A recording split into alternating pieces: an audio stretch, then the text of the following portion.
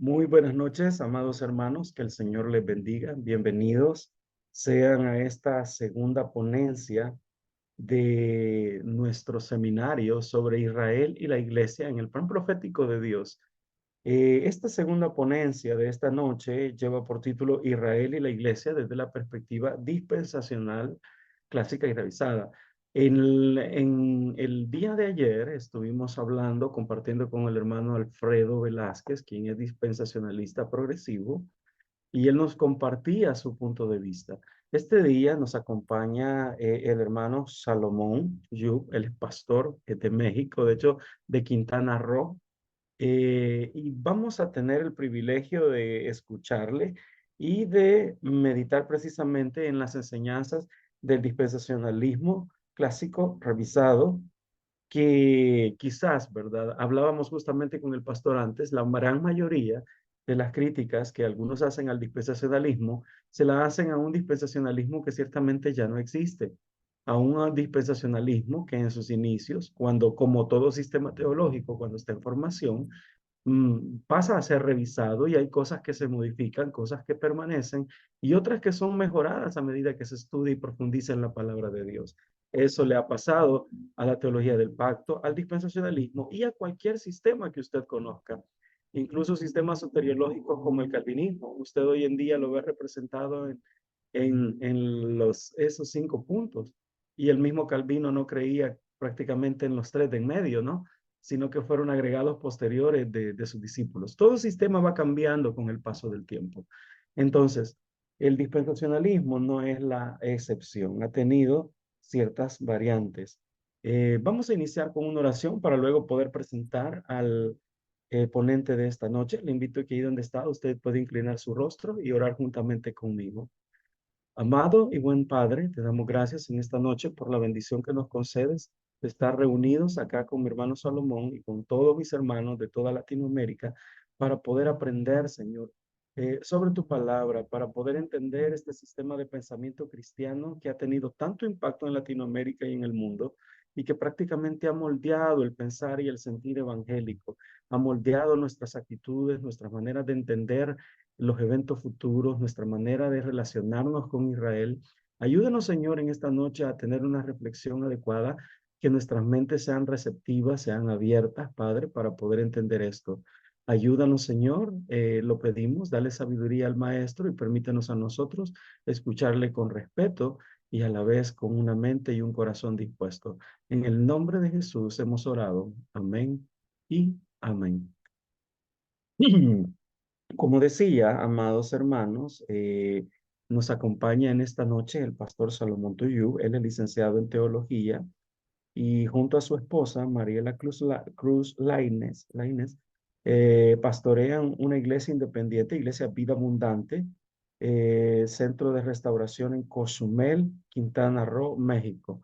Nuestro hermano Salomón es capellán certificado por el Instituto Reina Valera, fundador de los grupos de estudio e instrucción teológica, que comparte la palabra de Dios en diversos grupos de WhatsApp, YouTube, Facebook.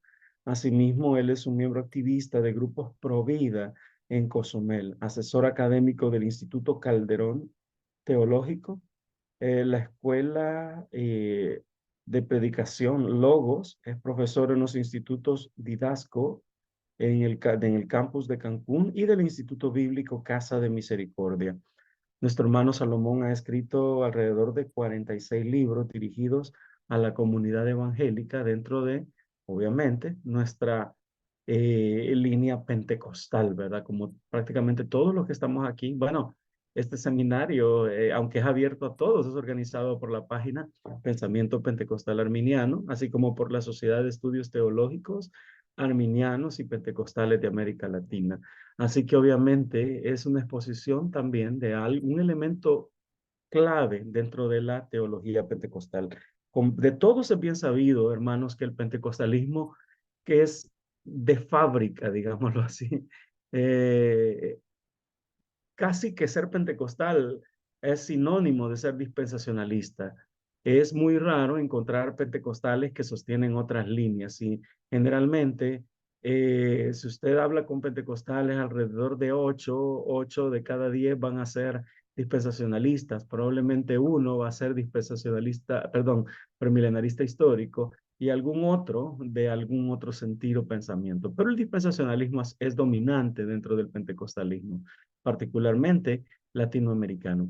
Hoy quiero dejar con ustedes a mi hermano Salomón para que él pueda compartirnos la ponencia de esta noche. Así que, hermano Pastor Salomón, bienvenido. El tiempo es suyo. Recordemos que luego de la ponencia de nuestro hermano vamos a pasar un tiempo de preguntas y respuestas. Bienvenido, Pastor Salomón.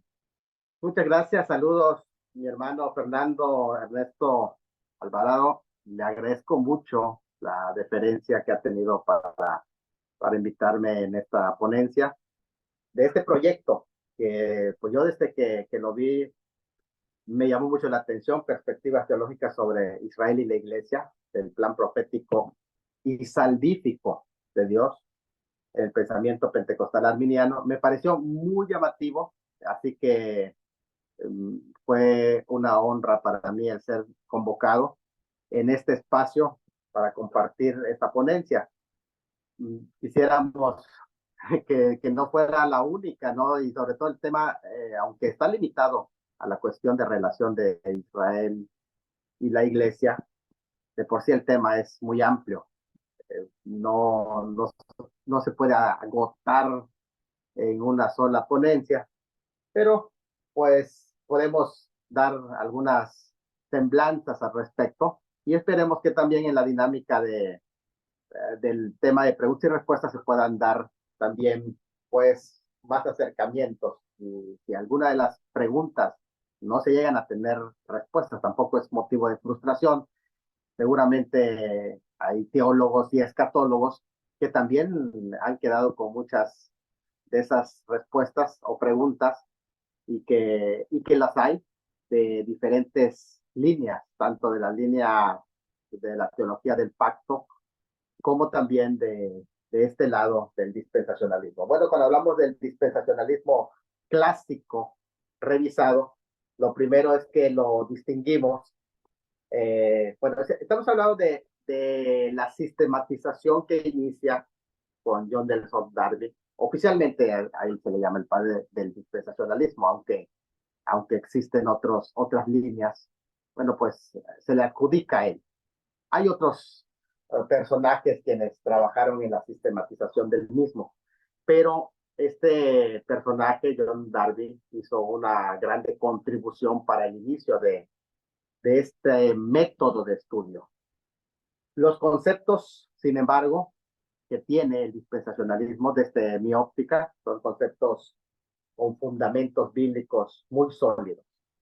Hacemos la diferencia entre el dispensacionalismo clásico, revisado, primero del premilenialismo histórico, que podríamos decir premilenialismo clásico, que definitivamente pues se encuentra en personajes como Charles Spurgeon, como George Eldon Ladd, también que es un teólogo muy importante,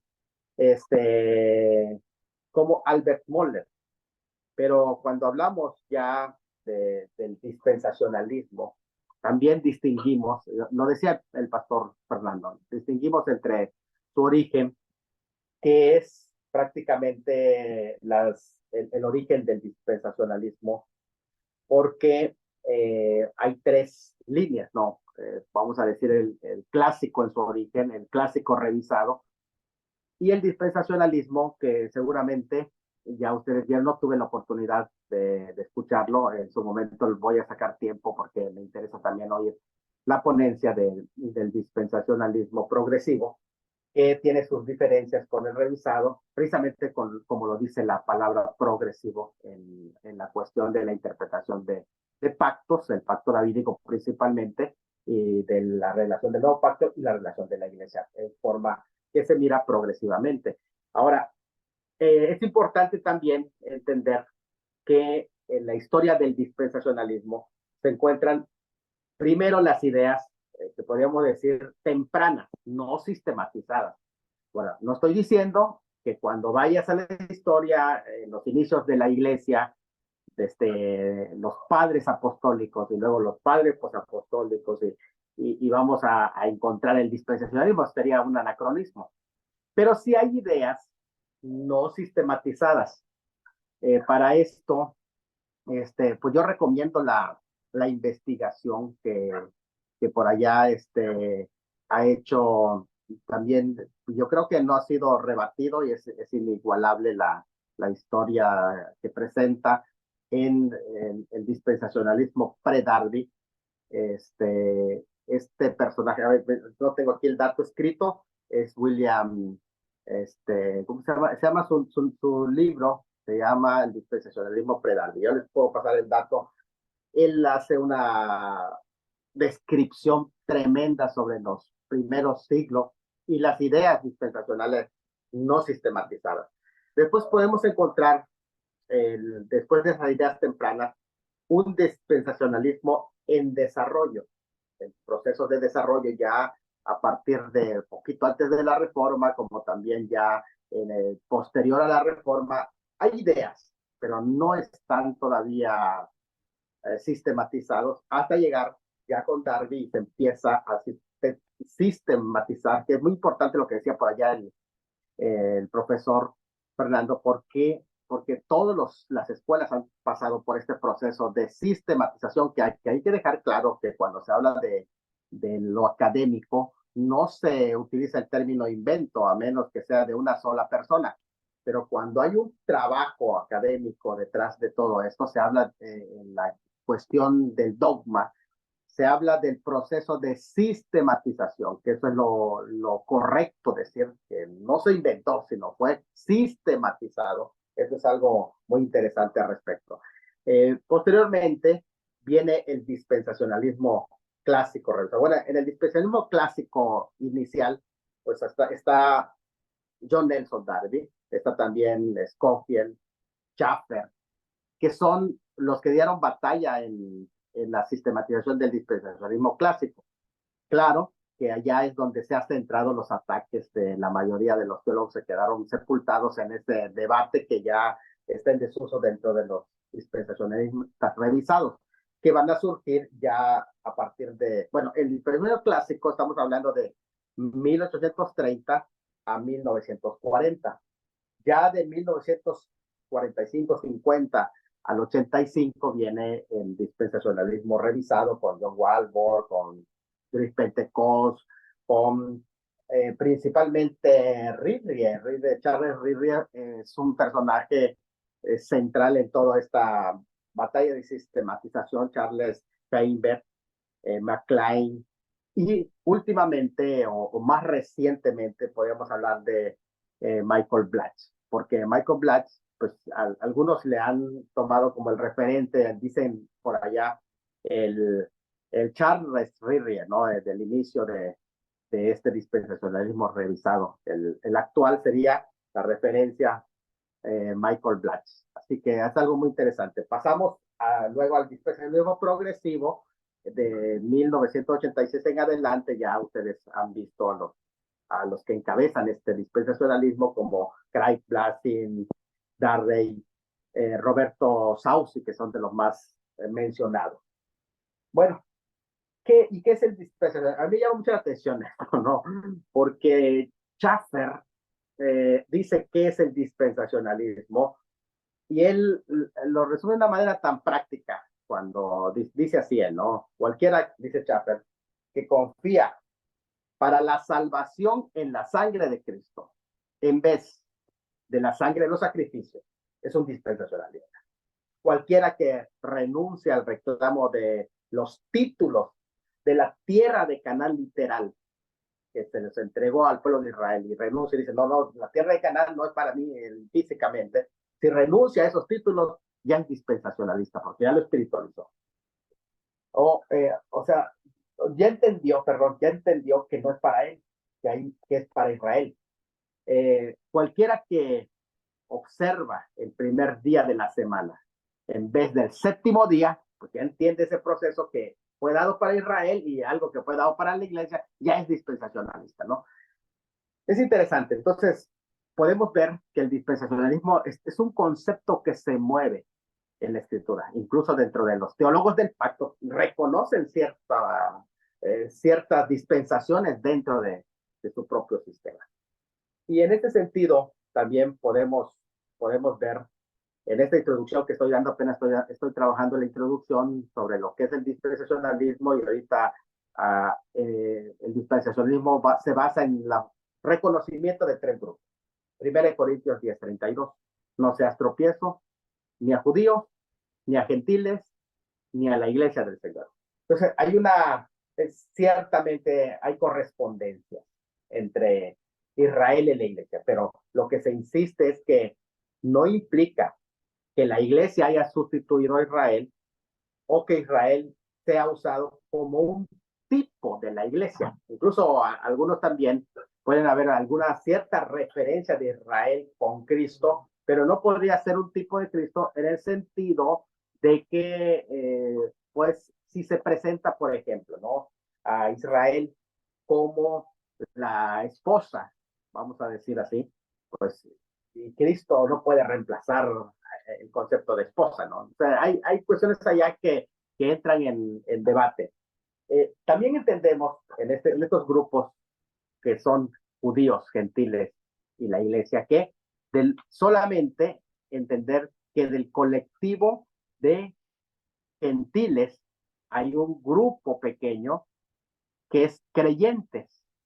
Del colectivo de judíos hay un grupo pequeño que es creyente. De esos dos grupos de creyentes, gentiles creyentes y judíos creyentes, en este tiempo de la iglesia hasta su traslación, se le conoce como el cuerpo de Cristo.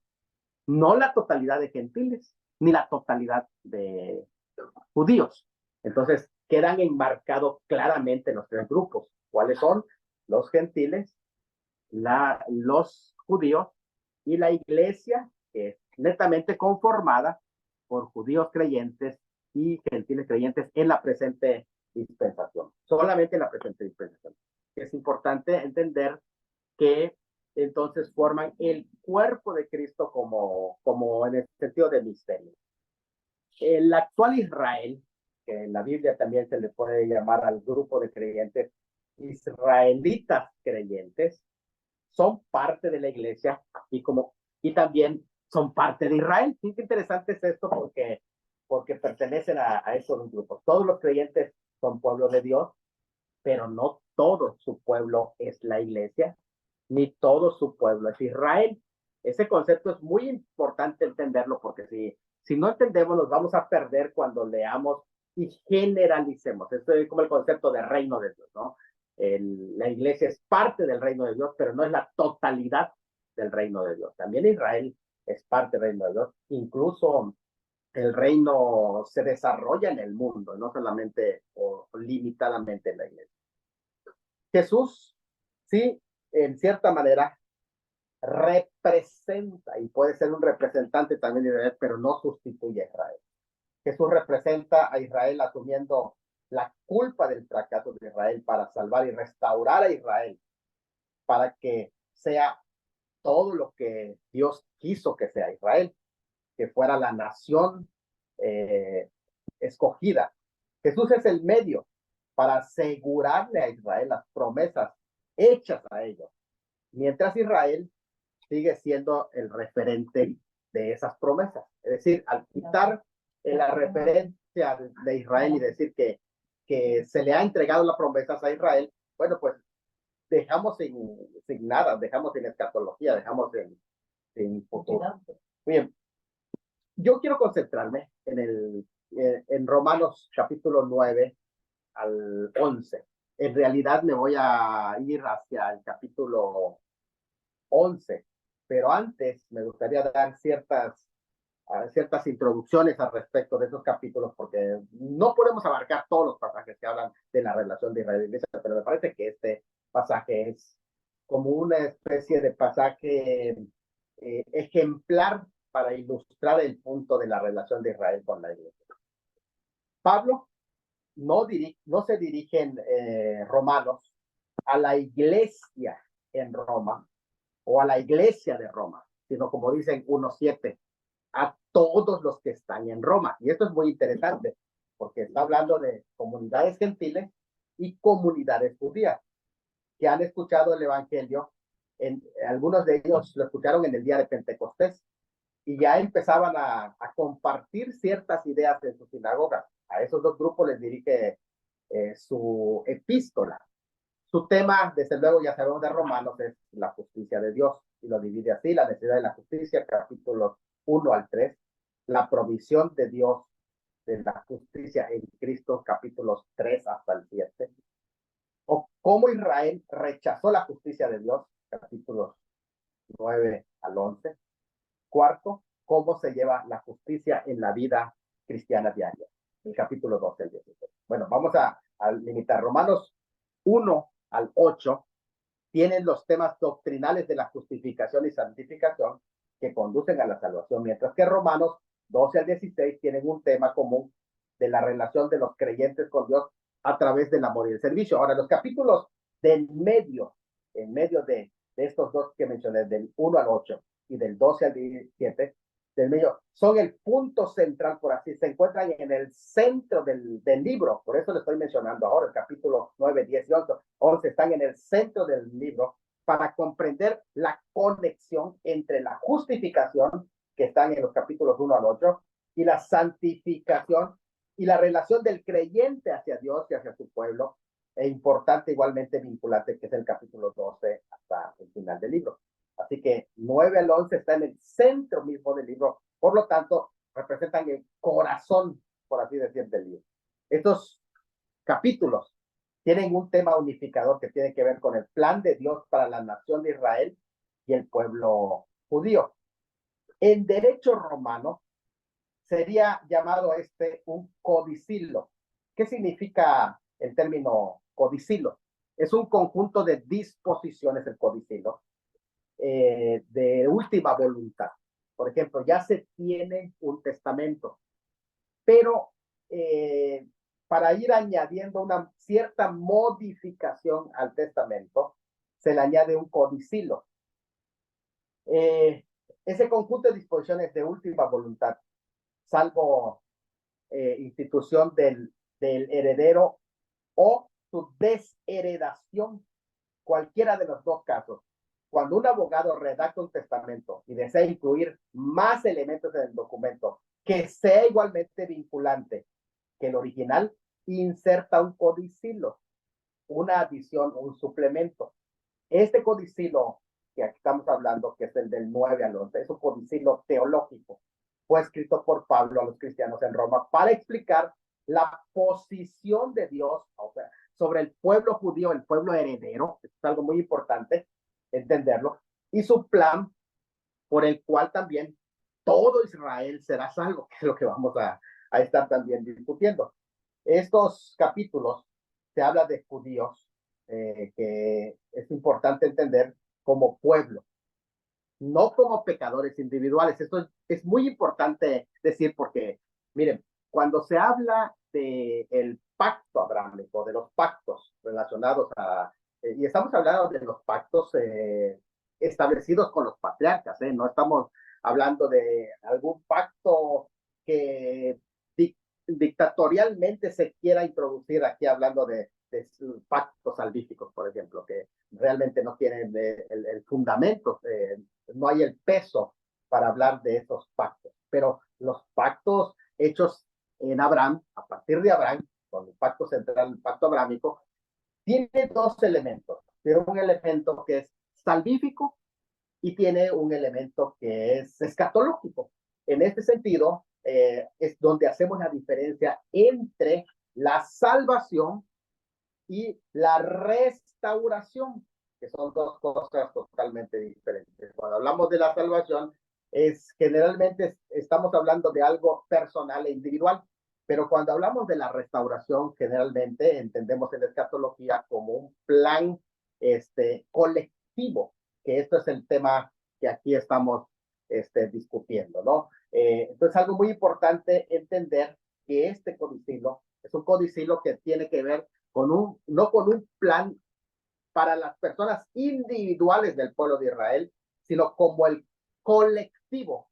Esto es súper fundamental que lo entendamos, porque de no entenderlo así, y hace rato decía el pastor el tema del arminianismo, en este caso yo que voy hacia el wesleyanismo, al interpretar el capítulo 8 de Romanos, entiendo también que ahí cuando se habla de la iglesia, se habla en sentido colectivo, la predestinación en sentido colectivo. Pues este mismo, la elección en sentido colectivo, este mismo es el concepto que está manejando el apóstol en sentido colectivo con respecto aquí al pueblo de Israel nacional.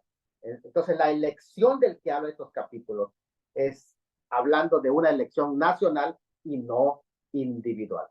Entonces, esto es algo muy importante entender. Por otro lado, recordemos que los cristianos también pertenecen a los elegidos del presente tiempo, por lo que al tener a Cristo, la simiente de Abraham, a las que fueron hechas las promesas, es beneficiario de las promesas espirituales de ese pacto, de esa bendición.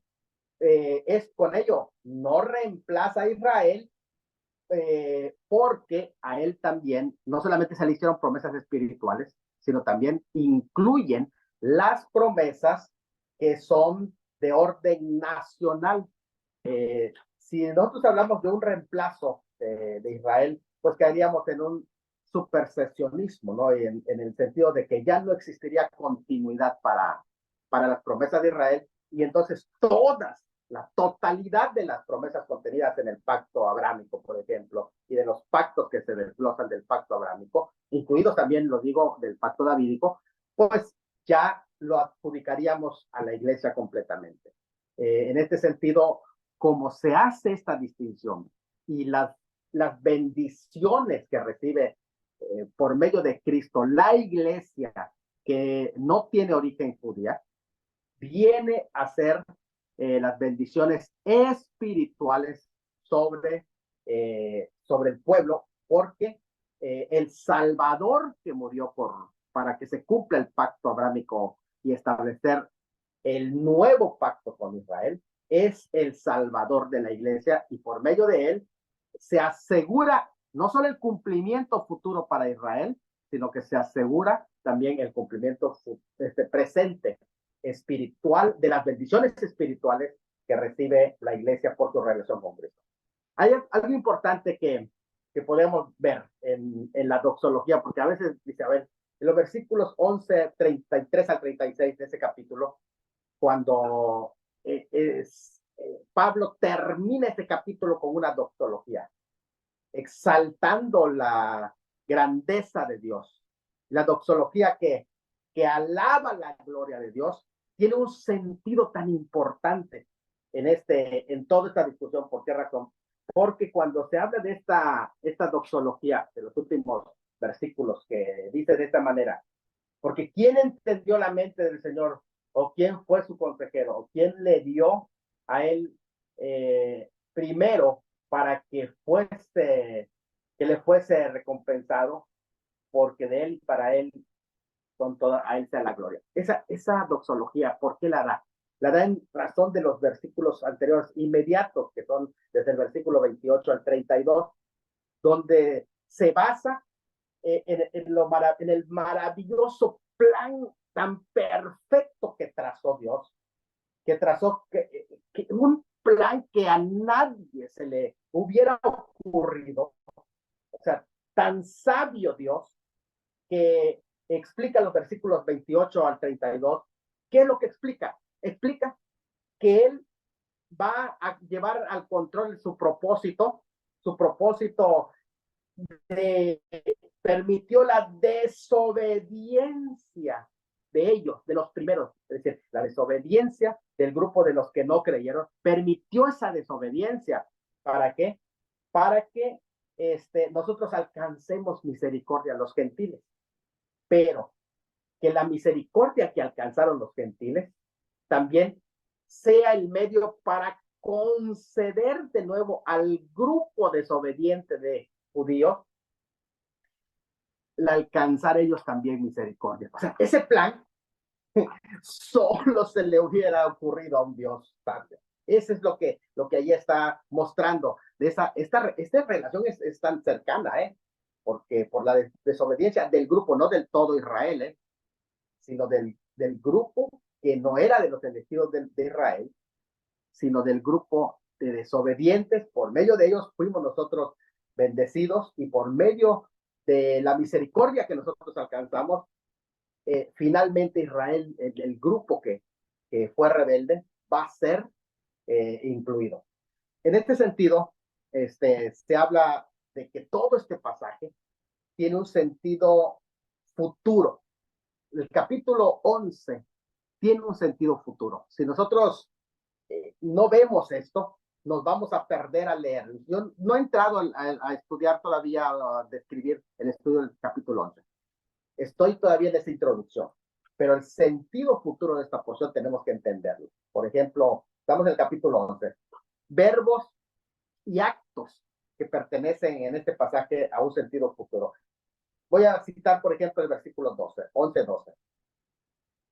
En 11-12 se habla de su plena restauración. El pleroma también allá, ¿no? Así como hay una plenitud, la plenitud de restauración para los, porque hay un pleroma, hay una plenitud para los gentiles, pero también hay un pleroma, una plenitud para Israel.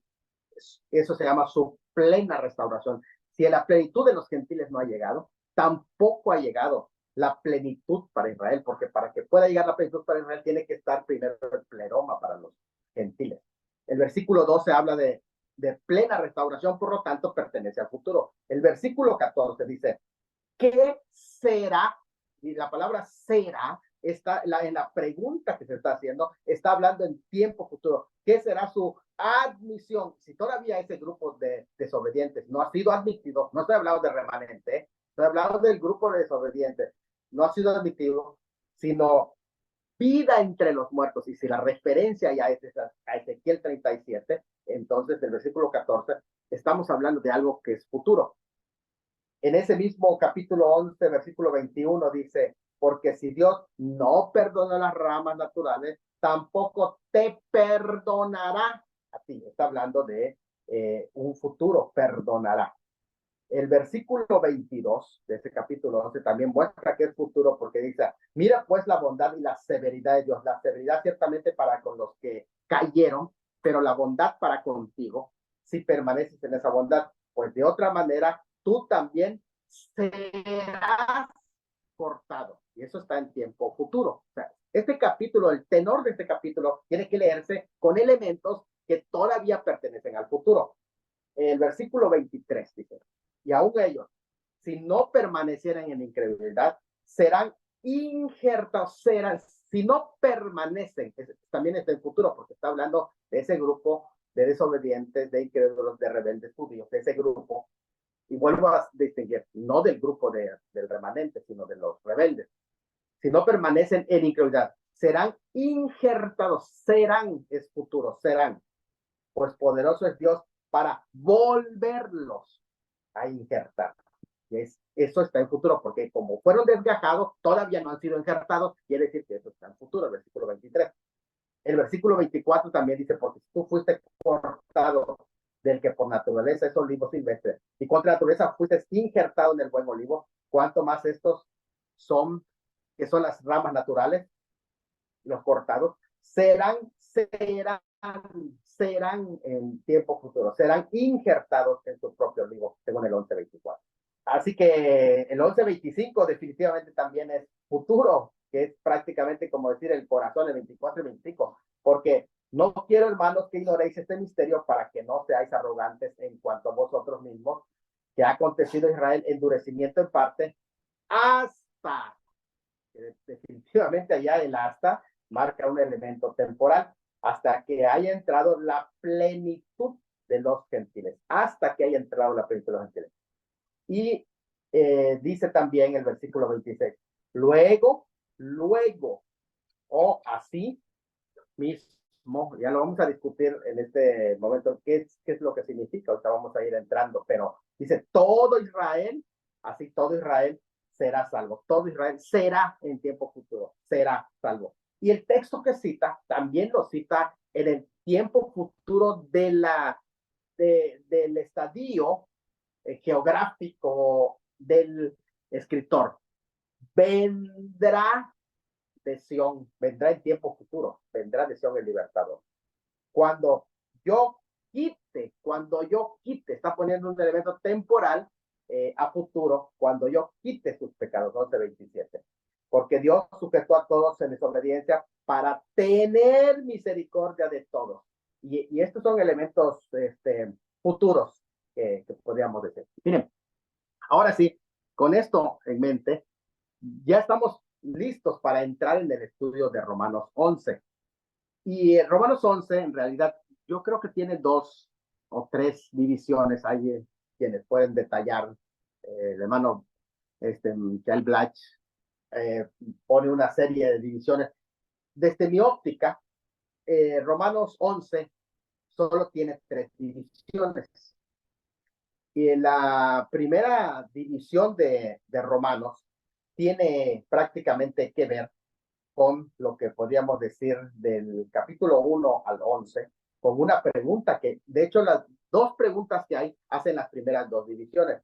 Y la primera pregunta que allí se muestra está en el versículo 1. ¿Ha desechado Dios a su pueblo, al que amó? Literalmente así es. ¿Ha desechado Dios a su pueblo? Y algunos entienden que la traducción es ¿ha desechado al pueblo de él, al que amó? Sería la primera división, que trata sobre el endurecimiento parcial. Del 1 al 10 trata del endurecimiento parcial. Todo el capítulo del 1 al 10, endurecimiento parcial. Y la pregunta que discute es, ¿ha desechado Dios a su pueblo al que amó? Endurecimiento parcial. La segunda división de este libro, perdón, del capítulo 11, es, han tropezado los israelitas para quedar caídos. Y aquí el término caídos y también israelitas es en plural. Esto es algo muy importante recordar, plural. Han tropezado los israelitas para quedar caídos, versículos 11 al 24. Trata de ese tema, es decir, la caída temporal de Israel. De eso trata. La primera es el rechazo parcial y esta es la caída temporal, o sea que no quedaron para quedarse allá, sino que hay un elemento temporal y se discute de los versículos 11 al 24. Lo vamos a ver. Termina toda la discusión dando el resumen, la explicación de esas dos, de esos 2 conceptos que maneja, que es la caída, el rechazo temporal y la caída parcial, el rechazo parcial y la caída temporal. Esos 2 elementos lo va a resumir en los versículos finales del libro. Y va a ser pues prácticamente el versículo 24 en adelante. Pero esa sería la tesis principal del libro de Romanos 11, la tercera parte del libro. Ahora, yo voy a comenzar la forma, vamos a decir, no en la forma ordenada que lo llevó el apóstol Pablo, sino voy a comenzar por el final. Voy a comenzar con vamos a decir, con la tesis principal que lo da el apóstol. De hecho, eso es importante entender, que el apóstol Pablo en cada capítulo así lo hace. Por ejemplo, ¿quieres saber la tesis del capítulo 9? Lee las últimas porciones del capítulo 9. ¿Quieres saber la tesis de Pablo del capítulo 10? Aunque sabemos que hay aproximaciones de las divisiones, ¿no? Pero generalmente en las últimas partes de su discurso, él pone su tesis. Y así lo hace en el capítulo 11. La última parte pone su tesis. Y yo quiero comenzar con la tesis principal de este capítulo 11 que lo explica Pablo en estos versículos.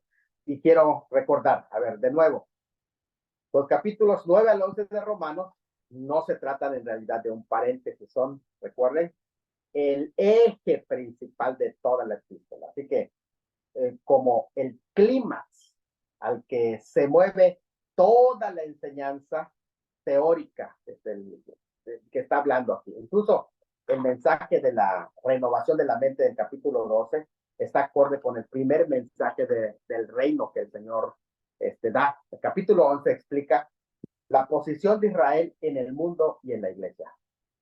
Ahora, en el versículo 25, que es donde va a comenzar a explicar su tesis, el apóstol, se dirige a los creyentes de Roma y les explica, creyentes, cuando hablo de creyentes estoy hablando de judíos creyentes y también de gentiles creyentes, pero les explica el resultado final del programa escatológico de Dios para con su pueblo étnico, Israel, sus parientes de Pablo, según la carne, la sangre, y los que son los judíos. Dios ha permitido en ellos una ceguera parcial, o sea, en parte, les ha dicho. Cuando dice en parte, eso es importante recordar que se está refiriendo a la parte incrédula, o sea, del todo de la masa judía, hay una parte incrédula. A esa parte es la que está hablando de la ceguera parcial, no del todo, no del remanente, porque entonces ya clasificaría al remanente como incrédulo. Es la parte incrédula de la nación, no del remanente. Y entonces no está hablando de un rechazo definitivo, sino temporal. Hasta que hay un elemento también que se añade, hasta que esto definitivamente va a mostrar que esa incredulidad parcial, o sea, en la parte de la parte incrédula, es también temporal hasta que, y ahí el tiempo auristo, de una vez que se cierra la cuenta, que coincide con lo que se llama ahí la plenitud, el pleroma, el propósito pleno ya, cuando llega al final, el propósito para los gentiles en esta dispensación. El término que aquí se está utilizando para distinguir lo que es la parte incrédula es el término remanente, y en este sentido también es muy interesante porque en 11.5 es aplicado a Israel en el tiempo en el que el Mesías establecería su reino. Es un concepto que tiene un trasfondo de este libro de Deuteronomio. O sea que este concepto de remanente es un concepto no nuevo, es un concepto que los profetas luego iban a desarrollar, pero que es un concepto muy antiguo. El remanente, que siempre es pequeño, es interesante esto, ¿no? El remanente se entiende que los discípulos del Señor, al ser también una manada pequeña y que eran judíos, pues se entiende como parte de ese remanente judío que, que en su primera venida estaba ahí presente. Escuchen esto, que es muy interesante, pero está hablando del remanente del tiempo de Pablo. Si la tesis de Pablo, del versículo 25, es que el endurecimiento parcial de Israel ha de abarcarse y será restaurada como nación en lo que ha llamado su plena, aquí estamos hablando del pleroma, su plena restauración. Recuerden que el término restauración aquí también hay que distinguirla cuando de lo que es salvación o bendición, porque cuando se habla de restauración tiene que ver con los objetivos de Dios para la nación como un todo. Y en este sentido, su restauración, que sería su admisión del versículo 15, pues, restauración en el versículo 12, admisión en el versículo 15, y el ser injertados en su propio olivo del versículo 23. Cuando entendemos ese concepto, que es un endurecimiento parcial de Israel hasta que se acabe este proceso de endurecimiento, entonces se comprende perfectamente la secuencia que sigue el versículo 26 y su aserción climática cuando dice todo Israel. Porque hay tres contenidos en el versículo 25 cuando dice del misterio. ¿Qué es ese misterio? Tres cosas, tres elementos que habla, ¿no? Primero, que ha acontecido Israel endurecimiento en parte, o ahí lo que se está hablando es la presente dureza de Israel. Ese es lo primero, la presente dureza de Israel. Era un misterio que se introdujo. Dos, hasta que haya entrado la plenitud de los gentiles. Es decir, hay un límite de esa dureza. Vean que en ese misterio habla de la presente dureza, pero que hay un límite de ese misterio. Y tres, luego de que termine, llegue a ese límite, todo Israel, el Israel, ya el resto de por sí es salvo, ya entró a la salvación, podemos decir, perdón, no el resto, el remanente, porque hay Black, por ejemplo, distingue entre el resto y el remanente. El resto para Black está haciendo el contraste del resto de los que no creyeron. Pero, ¿qué es lo que va a suceder? Entonces, que viene este elemento, luego todo Israel será salvo, está hablando de la futura salvación de Israel. En ese concepto tan claro, yo creo que no queda, o sea, no queda duda. La preposición y pronombre de tiempo hasta que haya entrado en la plenitud de los gentiles, pues es muy interesante porque la dureza de Israel está prácticamente, su fin está marcado por Dios, marcando un cambio definitivo ya. O sea, hay un cambio definitivo que se va a dar. Y eso es lo que marca el final de ese endurecimiento del resto que no creyó. La entrada de los gentiles al plan salvífico de Dios se va a dar cuando llegue a ese final hasta a la salvación que Dios le ha dado por gracia mediante la fe en el presente tiempo. ¿Hasta qué? ¿Hasta qué? Es interesante porque hasta qué en el griego es archikon, que significa un cambio de situación.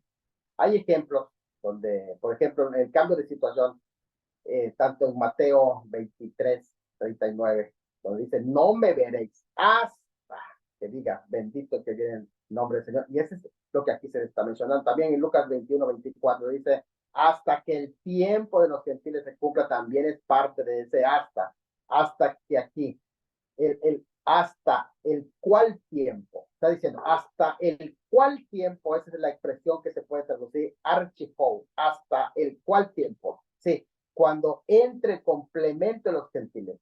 Hay un número que se tiene que complementar y cuando llegue a su tope, entonces empieza el proceso de salvación también para el todo de Israel, que no ha creído. Pablo habla de una salvación futura de los gentiles y judíos respecto de su presente del que está hablando. Por ejemplo, en 11:12 habla de la futura restauración de Israel en contraste con su defección presente. En Romanos 11:15 habla de una readmisión futura en contraste con su exclusión presente. Y en Romanos 11:24 habla de un futuro cuando serán vueltos a injertar en contraste con el hecho de que fueron desarraigados o cortados ahora a ese grupo. Esto enmarca un límite hasta que la plenitud de los gentiles entre a la salvación o se complete ese cuerpo. Bueno, el punto de partida del discurso de Pablo en su contexto propio, ahí tiene que tomarse, pero el punto final hacia el que lleva a su audiencia es el del tiempo del fin, es decir, desde el punto en que está hablando Pablo hasta el tiempo del fin que está haciendo referencia, es decir, el regreso de Cristo en gloria. Es cuando ya aparece el todo Israel será salvo. No autosalvado, ni por automatismo, sino por creer en su Mesías, que es lo que le está anunciando, es decir, en el tiempo cuando sean quitados sus pecados, no por el hecho de ser descendientes de Abraham, que eso lo contrasta muy bien el apóstol, sino por el hecho de conocer a Jesús como Mesías. Ahora, por eso dice la preposición y el pronombre de tiempo, hasta que haya entrado esa preposición y pronombre de tiempo, hasta que haya entrado la preposición, la plenitud de los gentiles. La dureza de Israel está determinado por Dios cuando su cambio definitivo, la entrada a los gentiles en el plan salvífico de Dios, les sea otorgado. Hasta que significa entonces un cambio completo de situación. Hay en ese sentido el misterio al que alude no es que todo Israel sería salvo, lo cual era algo claro en las profecías del Antiguo Testamento, sino el endurecimiento de la gran mayoría de los gentiles en ese tiempo, que él lo explica en el capítulo 10, para dar oportunidad a los no judíos, es decir, a los gentiles, para que entren en número al cuerpo de creyentes, como lo dice Hechos 13:46, la iglesia gentil. En contraste, fíjense que es interesante esto, porque el contraste entre mundo y gentiles con Israel demuestra que está hablando de un todo en el sentido de cada uno de los dos grupos. Es decir, cuando se habla en 11 y 12, por ejemplo, voy a leerlo para ilustrarlo y de esta manera veamos. Digo, pues, ha tropezado los de Israel para que cayesen en ninguna manera, porque su transgresión vino la salvación a los gentiles. Fíjense, está hablando de los gentiles, no de la iglesia exactamente, sino de los gentiles como un todo. Y esto es algo muy importante porque de pronto el capítulo 11 en realidad no aparece el término iglesia. De hecho, aparece el término gentiles como un todo. Y el contraste entre gentiles, que es sinónimo de mundo en realidad, gentiles sinónimo de mundo. Aquí esto es algo muy importante. Se habla del todo, se está hablando del todo. Por lo tanto, cuando se habla del todo Israel, se está hablando de la totalidad también, del todo Israel. Se refiere el todo al pueblo judío como un todo, es decir, de la suerte de la nación de Israel, del pueblo como tal, visto nacionalmente. Lo que ha acontecido a Israel, endurecimiento en parte, se refiere a una parte de este todo, a una gran mayoría de ellos, y no alude a los judíos individuales como tal, de los cuales algunos son creyentes ya injertados en el cuerpo de Cristo, el remanente, pero se trata de la mayoría del todo. Entonces, el término griego que aparece aquí, lo comenta también la cueva, lo observa muy interesantemente, que es holos, que es entero, no pas, dice la cueva, que tiene que ver con distributivo, lo cual da a entender un número suficiente para que se pueda hablar de una conversión a escala nacional. Aunque algunos judíos pues no se van a convertir, van a estar rechazando al Mesías hasta el final. Esto se da a entender por los juicios que hay sobre Israel y los judíos que van a ser también, que se van a condenar, pero cuando dice el todo, es un número, dice Francisco La Cueva, un número considerable que se le puede considerar como el todo Israel. El todo Israel para el fin de los tiempos, entonces, no está refiriéndose, bueno, algunos, fíjense qué interesante acá, el todo Israel, algunos piensan que se refiere al, este, lo que podríamos llamar el remanente. Sin embargo, si se está haciendo referencia a un remanente que ya ahora está dentro de la iglesia, pues estamos hablando de que serían comparados como que fueron cortados, porque los que van a ser insertados en el concepto del todo Israel son aquellos que rechazaron, que no creyeron, que se endurecieron y que fueron cortados. Y eso no puede aplicársele al remanente. Por lo tanto, el remanente, aunque el concepto de remanente, como cuando entremos en la segunda parte, vamos a ver que el concepto de remanente es que en cada generación Dios ha tenido su remanente y nunca ha dejado sin remanente en toda la historia.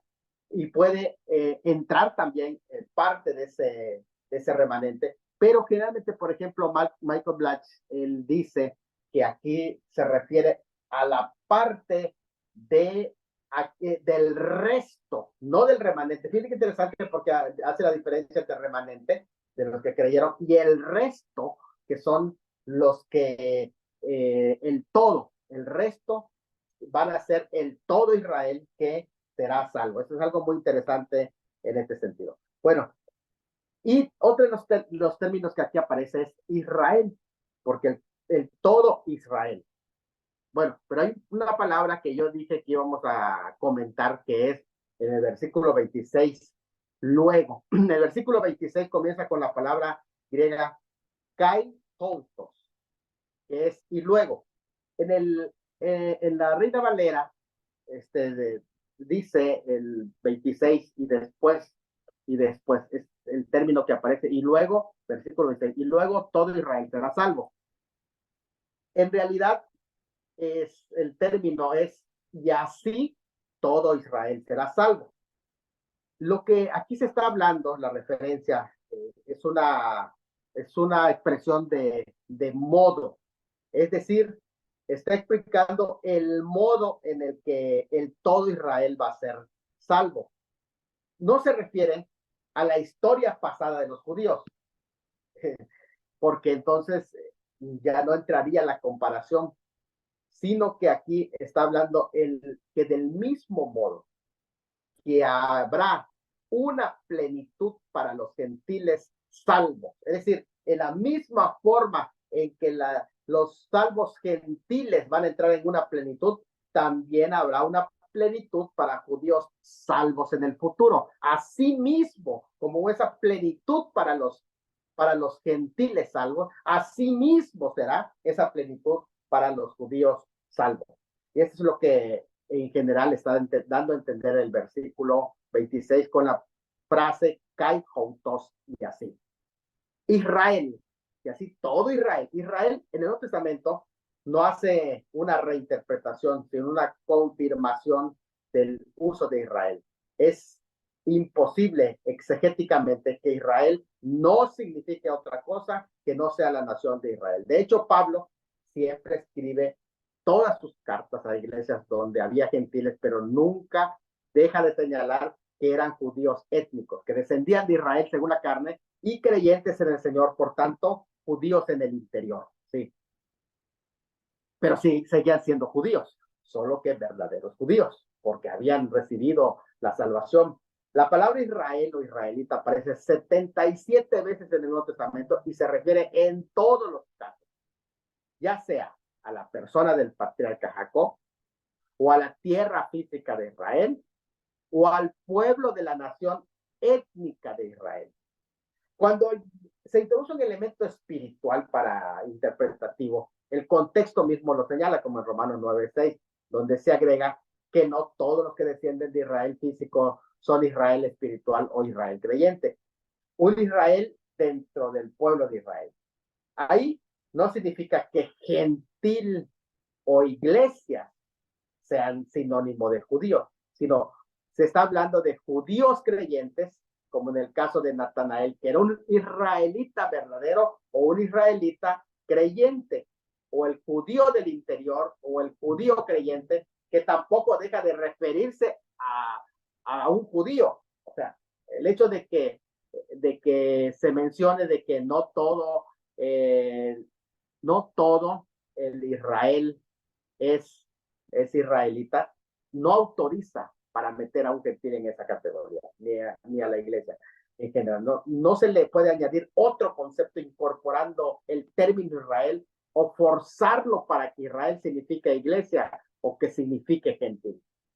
Pablo menciona a Israel 11 veces y a israelita 2 veces en Romanos 9:11. De sus 11 usos de judío o judíos en Romanos, solo 2 ocurren el término judío en los capítulos 9 al 11, que es el versículo 24 del 9 y el 10-12. No es coincidencia que todos los usos de Pablo de Israel o israelita ocurran en Romanos 9 al 11. Cuando fuera de estos capítulos en Romanos, él usa judío. Si bien la designación judío proviene de la única tribu de Judá, sin excluir a las demás tribus, el título Israel suele tener implicaciones nacionales y hace hincapié en las 12 tribus más amplias de Israel que provienen de Jacobo, es decir, Israel. Así que aquí Israel se refiere colectivamente al pueblo de Israel. El así todo Israel entonces será salvo, no se refiere desde luego a un acto de ser salvado inmediatamente, sino a un largo periodo llamado la angustia de Jacob, de modo que tras la terminación del programa de la iglesia, inicia la salvación de ese remanente, comienza con, algunos entienden, comenzando con las primicias para ese tiempo futuro y culminando con el resto de Israel. Entonces, algo muy, muy importante en este sentido, porque allá mismo el pasaje dice que vendrá, y el pasaje que cita Pablo, que es Isaías 59:20, no habla de su venida a Belén, sino que dice, vendrá a Sión, no a Belén, a Sión. En un contexto de pecado en Israel, el capítulo 59 de Isaías es un capítulo muy fuerte. Se habla también de un contexto de angustia para el pueblo en ese capítulo 59. Se habla de que el Mesías se viste de guerra y arremete contra los enemigos de Sión. Es cuando él llega a Sión, y al venir a Sión, el Redentor expone su futuro pacto con ellos, el cual refiere Romanos 11:27. Así que en ese momento establece ese pacto que es pues prácticamente el nuevo pacto. Así que todo Israel del tiempo del fin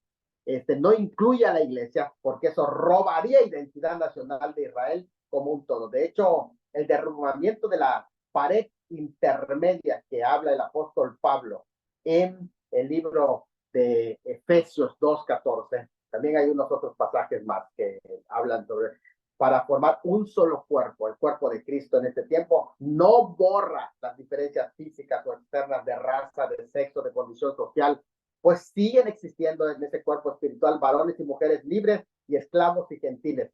Esa misma igualdad espiritual tampoco impide las diferencias de trato entre los desiguales, como por ejemplo, Pedro hace distinción física entre el vaso más frágil, que es la mujer, aunque espiritualmente son coherederas de la misma gracia con el hombre.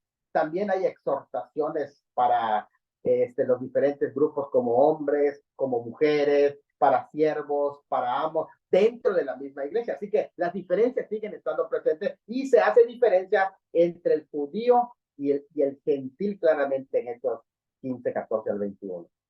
Y otros pasajes más.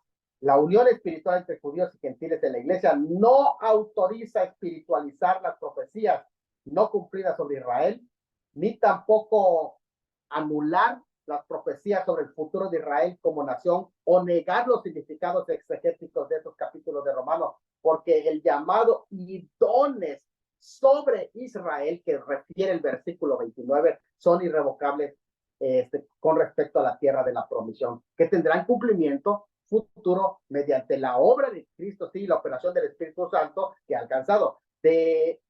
Debemos también distinguir siempre entre la cuestión soteriológica y la cuestión escatológica. El primero tiene que ver con el plan de salvación. Incluye la redención de los salvos mediante la obra del Calvario, por medio de la fe en la sangre del Cordero y la operación interna del Espíritu Santo. Es un asunto personal. El segundo es de carácter colectivo y tiene que ver con el propósito que puede incluir lo espiritual, pero a la vez incluye elementos terrenales que en este caso son propios de las promesas de Abraham para sus descendientes físicos. Otro error es interpretar, por ejemplo, que la parábola de la viña muestra que Israel es rechazado como pueblo de Dios definitivamente y entregado a sus discípulos como verdadero remanente de Israel, según la interpretación de Marcos 12:9, que se dará su viña a otros. Ahí se le quita el reino a los representantes legales de Israel en ese tiempo, citando incluso el Salmo 118, que es el triunfo del Mesías rechazado. Y eso es algo muy interesante, que aunque la iglesia disfruta del presente de las bendiciones del reino futuro, son traídas al presente espirituales por el hecho de ser trasladadas en Cristo, el rey de ese reino. El mensaje en Romanos en cuestión claramente da a entender que Israel como nación no ha sido total y definitivamente rechazado.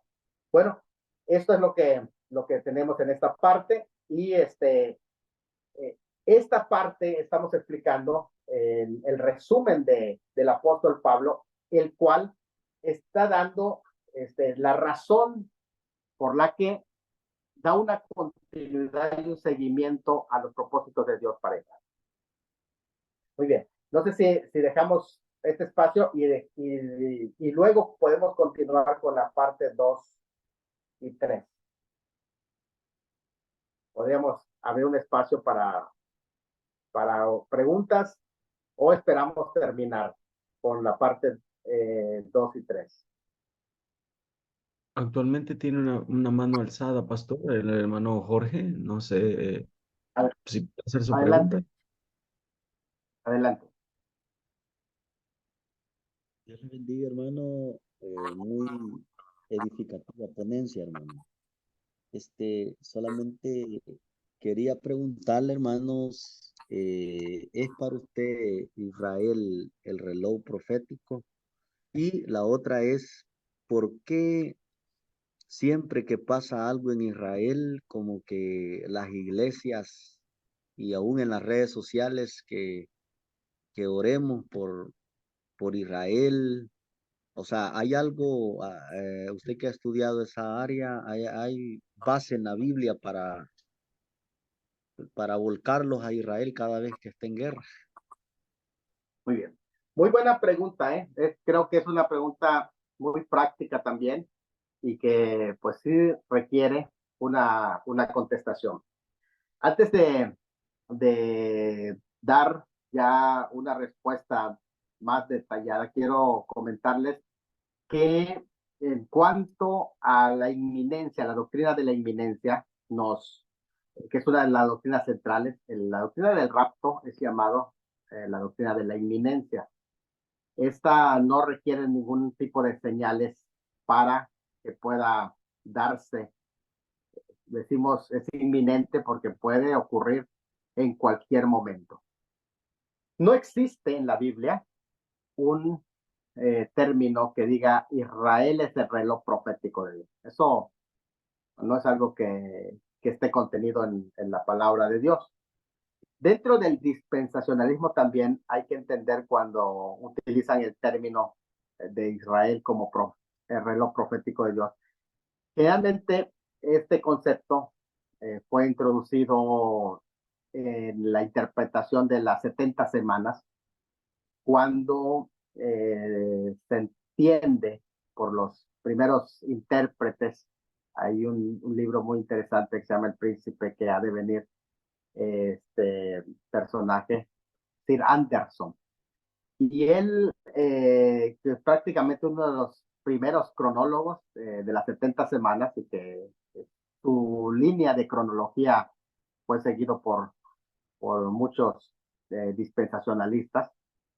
Es muy interesante porque él presenta el reloj de la profecía y en la semana 69 se detuvo el reloj profético de Dios, ¿no? El reloj de la profecía, que, que tiene que ver con las primeras 69 semanas con relación a Israel, donde estuvo Israel, y la argumentación es que no tienen nada que ver con la iglesia y que tras la culminación del periodo de la iglesia, entonces el reloj profético de Dios, que se paró en la semana 69, pero que va a dar espacio para el desarrollo de la dispensación de la iglesia, y que cuando ésta sea trasladada, el reloj profético de Dios vuelve a activarse con relación a Israel. Y de allá va surgiendo el concepto de que Israel es el reloj profético de Dios, porque tras el inicio de la última semana, de la semana 70,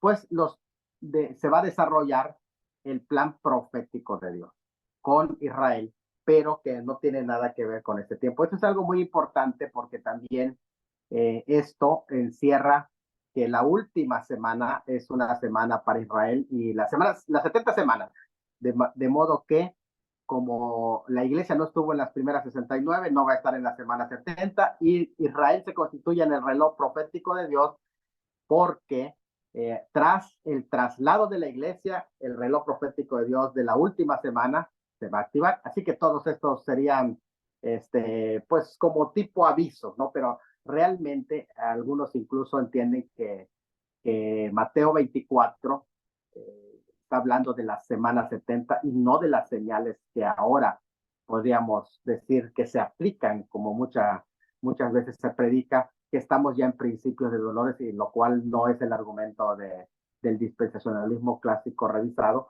sino que esto pertenece a la semana 70.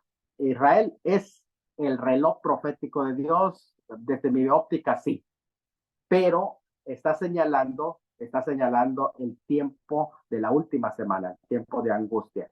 Es en ese sentido, o sea, hay que entender el concepto cuando se dice Israel es el reloj profético. No es que va a señalar el tiempo del rapto, porque el rapto es inminente. Y entender que, desde luego, por ejemplo, vamos a suponer cuál es el apoyo que los creyentes de antemano dan a Israel, porque Israel no ha sido rechazado del todo, que incluso yo quiero decir esto, la argumentación de Pablo en Romanos es que es al judío primeramente, la predicación es para el judío, primeramente, cosa que la iglesia ha olvidado. Romanos capítulo 10 porque acuérdense que el codicilio está en el capítulo 9, 10 y 11. El capítulo 9 es el pasado del pueblo de Israel, el capítulo 10 es el presente del pueblo de Israel y el 11 el futuro del pueblo de Israel. En el capítulo 10, en el presente del pueblo de Israel, su condición de rechazo, se nos exhorta a nosotros en su condición de rechazo en el capítulo 10 el poder predicarle a los judíos, porque dice, ¿cómo oirán ellos si no hay quien les predique? Y de hecho el evangelio se presenta ya para ellos, o sea, porque ellos tienen que entender que no necesitan buscar quién va a ir al abismo y regresar o quién va a descender del cielo, ya está hecho la obra y tiene que presentar el plan de salvación y esta es la palabra de fe que le predicamos, que si creen en su corazón que Dios le levantó de los muertos, y confesar con tu boca que Jesucristo es Señor, y crees en tu corazón que Dios le levantó de los muertos, esa confesión es una confesión diseñada para la evangelización del pueblo judío. Pero no estamos siguiendo a veces el plan profético apostólico que es al judío primeramente, no solamente apostólico, también el Señor Jesucristo cuando dice por camino de samaritanos no vaya, no es porque no quiere que se predique a los judíos, a los samaritanos, no, sino es el plan de evangelización de prioridad a los judíos. Y el amor hacia el pueblo de Israel es algo que está también en este mismo pasaje cuando dice, no seáis arrogantes en cuanto a vosotros mismos, que ha acontecido endurecimiento parcial a Israel. Es decir, el no comprender esto, vamos a crear una especie de antisemitismo, una especie de anti-israelismo, más propiamente dicho, y que no es el caso. Tampoco hay que igualar el plan presente de Israel con la iglesia, de modo que dejemos de predicarle porque ya son judíos, ya son salvos, que es lo que rechazó el apóstol Pablo aquí. El apóstol rechaza de que sean salvos por la cuestión étnica solamente, no, necesitan también ellos tener ese arrepentimiento que aquí creer en el evangelio al cual han rechazado, al Mesías que han rechazado. Entonces, sí es importante mirar que Dios no los ha desechado del todo y fíjate, interesante lo que pregunta ya por esta razón, porque también la idea es llevarlos a celos. Ahora pensemos en nuestro proyecto de evangelización y vida cristiana. Estamos llevándolos a celos para que la misericordia los alcance. Realmente estamos provocando ese celos para con Israel. Así que es una buena pregunta dejarlo allá en el tintero y poder debatir ese tema, ¿no? Estamos diciendo, Israel es el reloj profético de Dios, desde mi perspectiva lo es, en las profecías lo es, pero no es el reloj del rapto de la iglesia como tal, porque no existe eh, unas señales para el rapto. El rapto es inminente. Incluso una ocasión que por allá una persona había hecho un croquis basado en las fiestas y fijando la fecha del rapto. Entonces, diciendo que el Señor va a aparecer en la fiesta de las trompetas, porque se habla de las trompetas. Entonces, yo hablaba acerca de esto y la comparación cuando se habla tanto en Hechos, capítulo 1, como también en 2 Tesalonicenses, 1 Tesalonicenses 5, donde se habla de los tiempos y las sazones, los cronos y los kairos, que son tiempos judíos. Los tiempos judaicos no pertenecen al periodo de la iglesia. Y las fiestas judías son proféticas, pero no pertenecen al periodo de la iglesia, sino que pertenecen al periodo judaico. Los tiempos y las sazones son los kairos y cronos, son periodos judaicos. Y esto es algo muy importante decir, que si bien anuncian los periodos judaicos, no anuncian el rapto de la iglesia, porque el rapto de la iglesia es un tiempo para la iglesia. Esa distinción es muy buena porque nos ayuda a entender que si Israel es el reloj profético de Dios, que marca las profecías del Antiguo Testamento, por ejemplo, en este caso las 70 semanas, pero no en el tiempo de la iglesia. ¿Por qué? Porque el tiempo de la iglesia no hay elementos más que dentro de la iglesia que son los postreros días para la iglesia, donde muchos apostatarán de la fe. Ese tiempo que es para la iglesia y del carácter de los hombres de los últimos días para la iglesia es un tiempo totalmente diferente que no tiene nada que ver con Israel. Así que esto es algo muy importante. Cuando el tiempo de Dios para Israel se reactive, será después del arrebatamiento de la iglesia. Así es. Y hay que orar por la paz de Jerusalén, hermano, ese texto que dice Sí, donde todo el mundo se vuelca. ¿Por qué razón es bíblico eso?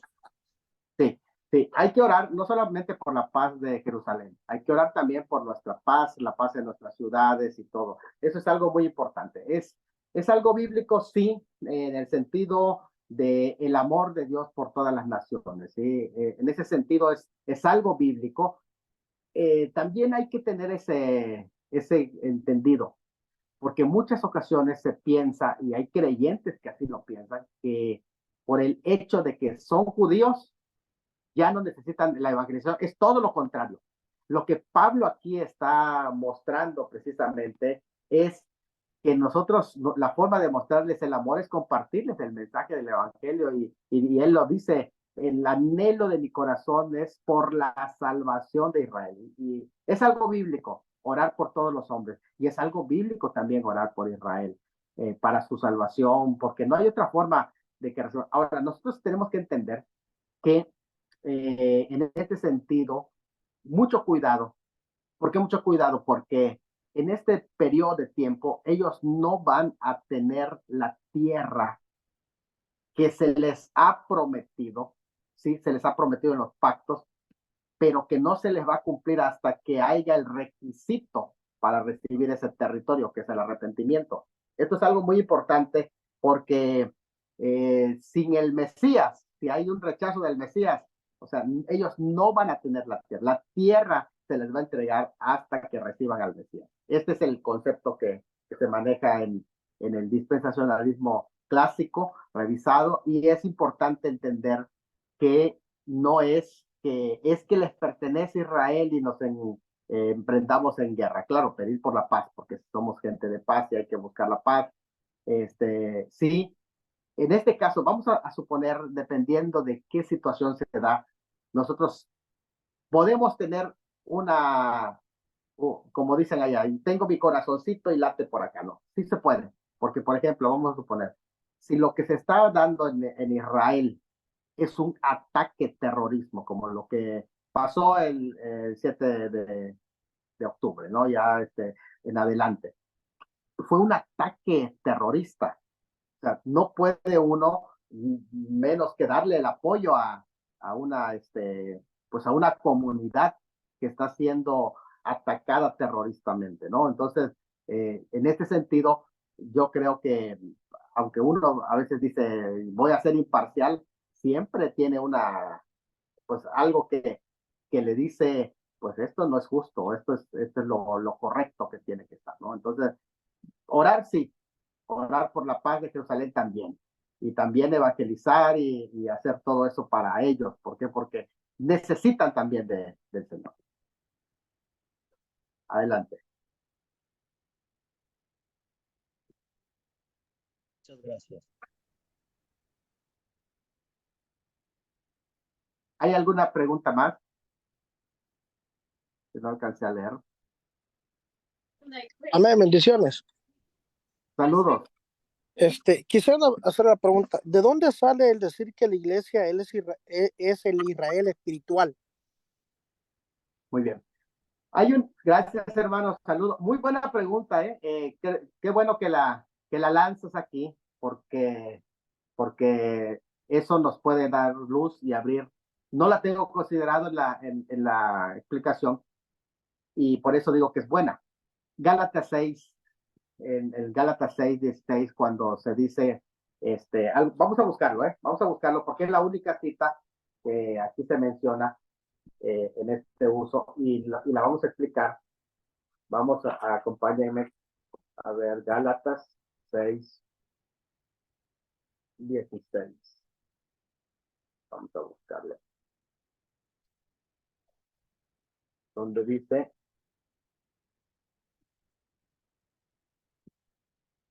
así: a todos los que anden conforme a esta regla, paz y misericordia sea a ellos y al Israel de Dios. Así que en esa parte lo utilizan para decir que el Israel de Dios allí se refiere a la iglesia, lo cual ese pasaje no está enseñando eso. De hecho, no lo está afirmando ni siquiera. Y si se le da una interpretación a esa frase y al Israel de Dios como una interpretación exegética, es decir, explicativa o reiterada, lo cual en el apóstol Pablo, cuando uno analiza sus escritos, no existen esas reiteraciones exegéticas, sino que aquí lo que hay es una frase copulativa, es decir, une y separa a la vez. Los que andan conforme a esa regla. ¿Cuál regla? Aquí está hablando precisamente de la iglesia gentil como tal, que pues ya tiene esos estándares. Y el Israel de Dios aquí se refiere a los cristianos judíos. Recuerden que allá el Israel de Dios, el hecho de que se mencione Israel, se tiene que entender en los conceptos que lo manejan. No le podemos introducir un significado extraño, simbólico o alegórico, sino que aquí el Israel de Dios se refiere a aquellos cristianos judíos convertidos que también pues entienden este concepto, porque acuérdense que aquí en Gálatas está la lucha contra los judaizantes, que ellos se adjudicaban que ellos, los cristianos gentiles, tenían que circuncidarse para adaptarlos en el reino de Dios para que sean salvos. Y entonces aquí les dirige y le dice, ¿saben qué? A los que andan conforme a esta regla, que son la iglesia gentil, y también el Israel de Dios, está incluyendo el todo de la iglesia, porque la iglesia está compuesta por gentiles creyentes y judíos creyentes, y allí involucra a los dos. Los menciona para distinguirlos de los judaizantes. Esa es la razón por la que Pablo menciona precisamente allá a los judíos cristianos y les llama el Israel de Dios, que es lo mismo que el Señor Jesucristo dijo de Nazaret. He aquí un verdadero israelita. Y en ese sentido tenemos que entenderlo, porque esto no es ideología de género, ¿no? Para decir que yo me siento judío y hago a ser judío y aquí dice Israel de Dios. Y entonces, esto no es un apoyo a la ideología de género para decir que los judíos, los gentiles, son Israel de Dios. No, el judío es judío, el israelita es israelita, y si es creyente, es Israel de Dios. Sí. Saludos, mi hermano.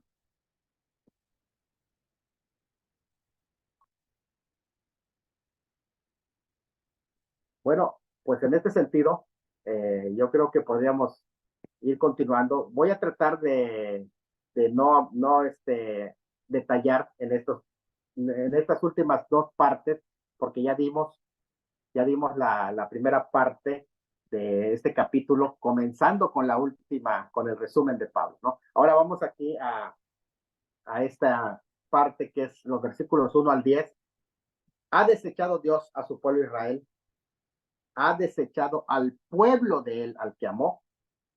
Y todos estos pasajes del versículo 1, 11:1 al 11:10, habla del endurecimiento parcial.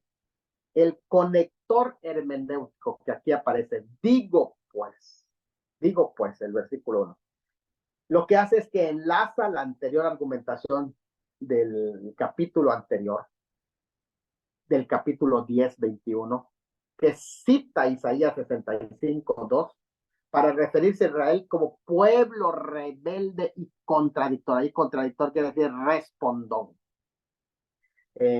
Con un acusativo de espacio de tiempo. Todo el día llamé a este pueblo, todo el día. Y ellos no me respondieron. Y aplica esa actitud rebelde y contradictoria y respondona a la actitud del judío que no es parte del remanente, del judío que ha sido cortado, del judío incrédulo, del judío rechazado, del judío desechado por Dios. Entonces, él está hablando en este momento de ese judío. ¿Está bien? Entonces, con semejante actitud, cualquiera va a pensar que ya están completamente desechados por pecar flagrantemente contra Dios. Y entonces ya no hay forma de readmitirlo. ¿Por qué? Porque ya pecó, ya lo desecharon. Por eso dice, ha desechado. Y la palabra apoteo, rechazar, repudiar, ha dejado a un lado totalmente, ha empujado fuera al pueblo de él, al que amó. Lo ha dejado fuera. Ya acabó su obra con ese pueblo, que es la pregunta. Ya acabó con ese pueblo. Y entonces él responde, megenoito, que quiere decir de ninguna manera. La palabra megenoito quiere decir nunca jamás. O sea, podríamos parafrasearlo así, ni se te ocurra pensarlo. Es la palabra megenoito. Estaba en juego su palabra o su pacto que había dado en 1 Samuel 12:22, Salmo 39:31. Había dado esas palabras. Y a continuación presenta evidencias de que Dios no ha desechado o no ha acabado con ese pueblo o no le ha dado un ultimato. No le ha dado un ultimato. Toda su argumentación es que toda la historia de Israel, desde su fundación, aunque ha habido desobedientes, siempre ha habido un remanente escogido por Dios. Y de ellos, eso se vuelve, de ellos, de ese remanente, el pueblo se ha vuelto a multiplicar. De ese remanente se ha vuelto a multiplicar el pueblo, Así que toda su argumentación es esa. En toda la historia de Israel, desde su fundación, sí ha habido desobediencia, sí, pero siempre ha habido un remanente escogido para Dios. De modo que, como ha sido siempre en el pasado, también lo es en el presente de Pablo, en el tiempo de Pablo. Y del mismo modo va a argumentar después que así también será en el futuro. Siempre va a haber un remanente. En ese sentido, en los ejemplos que respaldan el punto de Pablo de que no hay un rechazo total ni definitivo de Israel, que solo es parcial y temporal, en este caso muestra que el rechazo es parcial. Aquí muestra que es parcial y muestra que es en parte usando los siguientes argumentos. Primero, el argumento personal. En el argumento personal, él dice, mírenme a mí, que yo soy judío. No rechazó al pueblo en general. El rechazo es parcial porque hay un grupo, hay un remanente. Para comenzar, aquí estoy. Está diciendo Pablo, yo no estoy enseñando que Dios desechó por completo a su pueblo judío, porque yo soy judío de la tribu de Benjamín, único hijo nacido siendo libre y nacido en la tierra prometida, junto con Judá, no se mezclaron. Y aunque era una tribu bélica en la época de los jueces, allí estaba. Él está argumentando, a pesar de todo, vengo de una tribu bélica y me salvó Dios.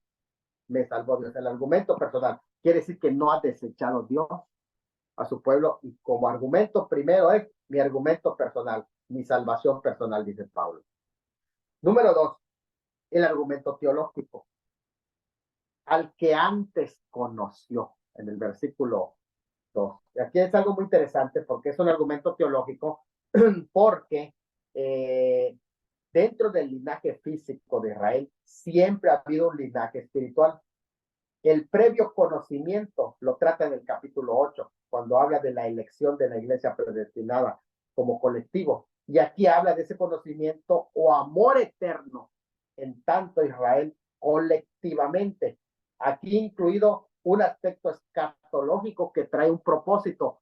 Sí, porque si la escogió Dios y lo amó, a Israel amó, entonces en ese escogimiento viene también implicado ese argumento teológico al que antes conoció. Así que no solamente no lo ha rechazado, no, ¿por qué? Porque desde antes le ofreció su amor. Y esto es un argumento fuerte. El argumento histórico después que da el tercero es que el remanente judío del tiempo de apostasía en la época de Elías, ¿qué es lo que dice? En la época de Elías, en los versículos 2 al 4. Aquí da un argumento histórico, que siempre ha habido un remanente, aun cuando, en este sentido, me parece que es muy interesante porque en este sentido, el pueblo en la época de Elías había caído en apostasía. La mayor parte del pueblo de Dios, y seguía siendo el pueblo de Israel, seguía siendo el pueblo de Dios, pero que Elías ahora que estaba viviendo lo que muchos cristianos, incluidos Pablo, estaba viviendo, la persecución de su propio pueblo, o sea, porque dentro de su propio pueblo estaban persiguiendo, rechazando al profeta Elías, y él había vivido también casi una comparación, Pablo, como también la iglesia de este pueblo rebelde y contradictor que hemos dicho. Pero, ¿qué es lo que pasa? Que aún en ese medio de apostasía había un remanente, porque él se queja ante Dios y le dice, a tus profetas han dado muerte. Mira, este es tu pueblo, pero dice, Dios no rechazó a su pueblo, y Dios le declara que él mismo se había reservado un remanente, su verdadero pueblo, dentro del pueblo. Y esto es el argumento que ahí está hablando, que porque podemos decir, es que Israel ya cayó en apostasía, ha rechazado al Mesías, pero hay un remanente, y por ese remanente sigue manteniéndose el nombre de pueblo de Dios. Ahora, el argumento del tiempo presente. Hay un remanente escogido por gracia, que ya está dentro de la iglesia, aunque yo dije hace unos momentos que el término iglesia no lo menciona en ese capítulo 11, que es muy interesante, porque está hablando de los colectivos gentiles y del colectivo judío o israelita. Y dentro de esos colectivos hay un remanente. Dentro de los gentiles hay un remanente de creyentes, y dentro de los judíos hay un remanente de creyentes también, escogidos por gracia ambos, como hoy, como hoy dentro del seno de la iglesia. En todo Israel, entonces podemos decir, no ha alcanzado la aprobación de Dios. Pero los escogidos judíos y gentiles creyentes dentro de la iglesia sí lo han alcanzado en este tiempo. Y los demás, tanto judíos como, escuchen esto, voy a volver a repetirlo porque es muy importante. Ese texto que está mencionando que todo Israel no ha alcanzado la aprobación de Dios, pero los escogidos, tanto judíos como creyentes dentro de la iglesia, sí lo han alcanzado en este tiempo. Y los demás, tanto judíos creyentes como, y los demás incrédulos judíos, fueron endurecidos, y también los gentiles fueron endurecidos, los que rechazaron. Sin embargo, aunque estos que fueron endurecidos incluye a judíos como a gentiles incrédulos, como se puede ver en el contexto del Salmo que es citado, que es el Salmo 69, donde se hace la referencia a los gentiles que están amenazando al pueblo, porque esto es algo muy interesante. En este sentido, está hablando de incrédulos gentiles, pero Pablo lo aplica también esto a los incrédulos judíos.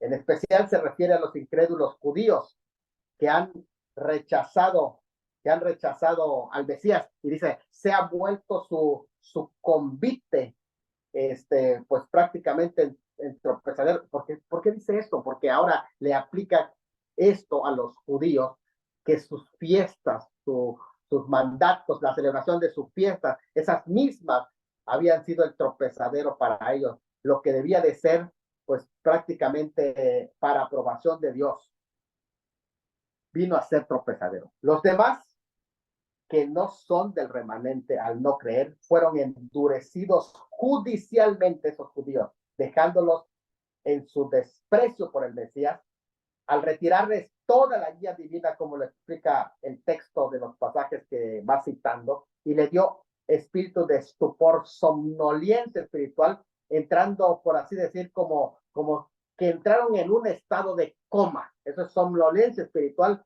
Entraron en un estado de coma espiritualmente hablando y quedan como inactivos en esa somnolencia espiritual, una coma espiritual. Esos que no creyeron eran judíos, que sucumbiten las fiestas y comidas judías, los sacrificios que serían para su comunión con Dios y para su pueblo, se convirtieron en trampa. Lo que debía ser de bendición se les convirtió a ese grupo de incrédulos en maldición y se volvieron ciegos.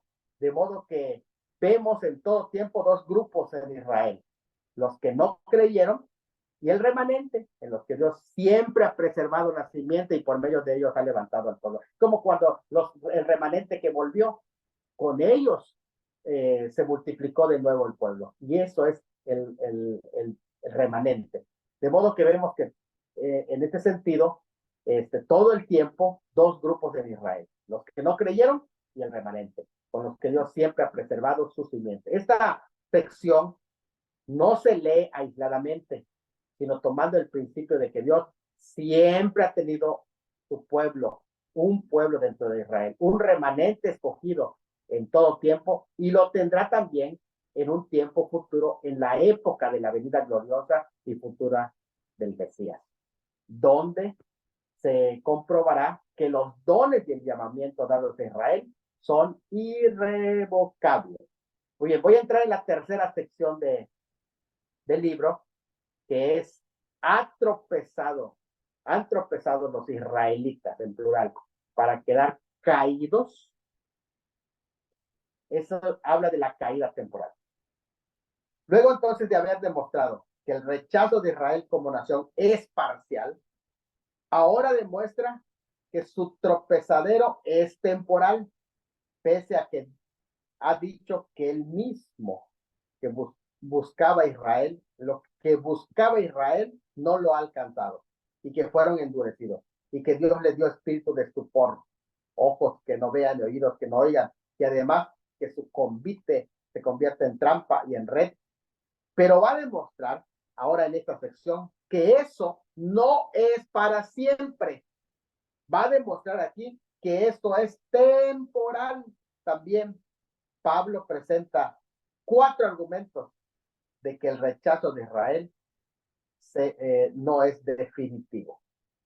El primer argumento que presenta está en el versículo 14, y es que lo que está pasando, según dice el apóstol, es que Dios está usando a los gentiles para provocarles a celos, dice el versículo 14. Esto debe llevarnos a analizar si en verdad nuestro nivel de vida espiritual nos provoca celos a los judíos inconversos. La profundidad y la riqueza de Dios es la manera en que Dios está salvando judíos y gentiles en su propósito maravilloso y sabio para la gloria de Dios, porque es Dios de propósito. Usa algo de los judíos para salvar a Israel. ¿Qué usó de los judíos para salvar a los gentiles su desobediencia, pero también algo de los gentiles está usando para que Israel pueda ser salvo. Cuando los judíos rechazaron el evangelio, Dios los envió a los gentiles. Tres tragedias sucedieron a los judíos como nación. Número uno, tropezó, se perdió y fue excluida. Pero ninguna de estas palabras sugiere el juicio final sobre Israel. Aunque tropezó, se perdió y fue excluida, eso es temporal. Dios prometió que Israel sería salvo. ¿No cumplirá también su promesa a los gentiles? Si es que va a cumplirle a los judíos, también le cumplirá a los gentiles. Aquí vemos tres cosas: transgresión de Israel, salvación de los gentiles, plenitud de Israel. Vuelvo a reiterar esto, transgresión de Israel, salvación de los gentiles, plenitud de Israel. Transgresión de Israel en su rebeldía, salvación de los gentiles, que es en este tiempo, y luego plenitud de Israel.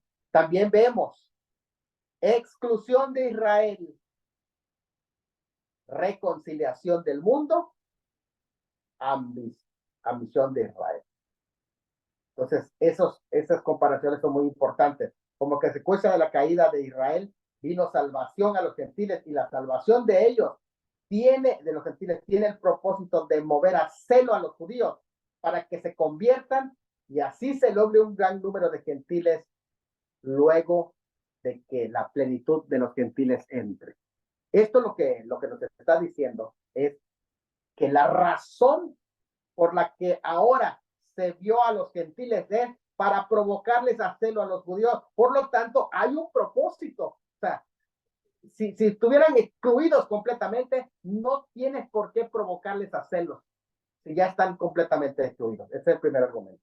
Segundo, hay un pronóstico de plena restauración, pleroma de Israel, versículo 15. Luego, todo Israel, el pleroma de Israel que está mencionado en el versículo 15, 11, 15, dice, pero algunos de ellos, perdón, estoy aquí en otro pasaje, 11, 15, dice de esta manera: porque su exclusión es la reconciliación del mundo, ¿qué será su admisión?